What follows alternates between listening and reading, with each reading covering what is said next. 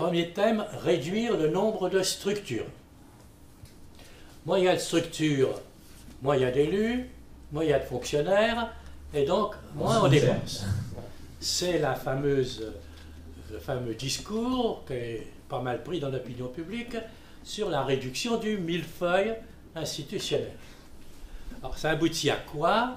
Ça aboutit à 3 articles de loi pour relancer la politique de fusion des communes.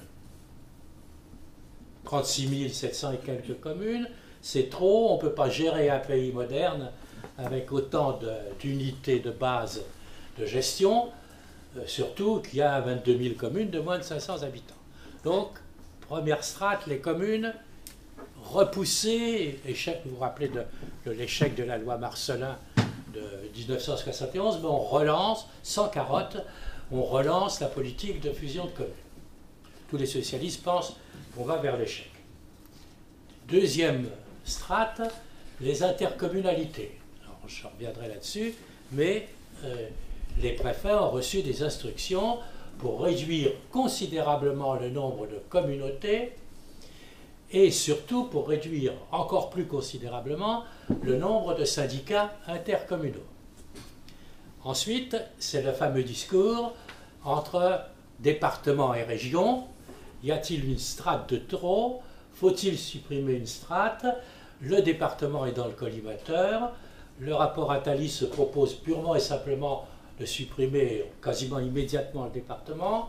Le rapport Balladur, plus élégant et plus prudent, se propose de faire s'évaporer le département sur une phase de 10 à 15 ans.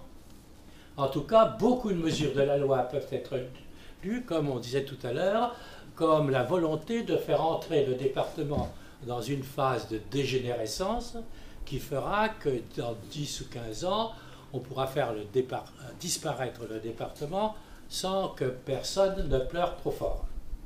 Donc voilà la première série de mesures, réduction du nombre de structures. Deuxième série de mesures, la suppression de la clause de compétence générale, à l'origine pour tous les niveaux de collectivité locale.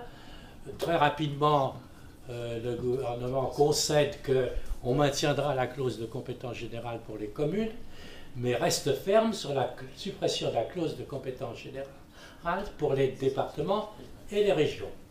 Je rappelle que la clause de compétence générale est la clause qui permet aux collectivités locales d'intervenir financièrement dans les domaines que la loi ne leur attribue pas.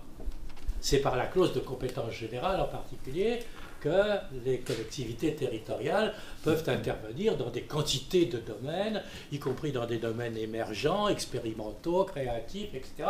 Et c'est souvent par le biais de la clause de la compétence générale que les collectivités territoriales financent la vie associative, d'où la grande peur des associations dont je vous ai parlé tout à l'heure.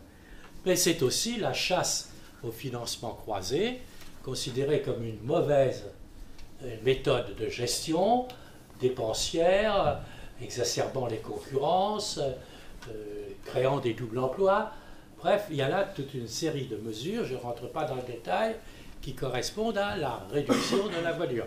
Que les élus en fassent moins, que les élus reviennent à leur cœur de responsabilité, leurs compétences d'attribution, et qu'ils laissent tomber toute une série de secteurs périphériques qui, pour un certain nombre d'opérateurs, en particulier associatifs, ne sont pas du tout périphériques, comme l'économie sociale et solidaire, l'action sociale dans le logement, les politiques de la jeunesse, un certain nombre de politiques dans le domaine du développement durable, qui ne sont pas attribuées et par conséquent qui sont menacées.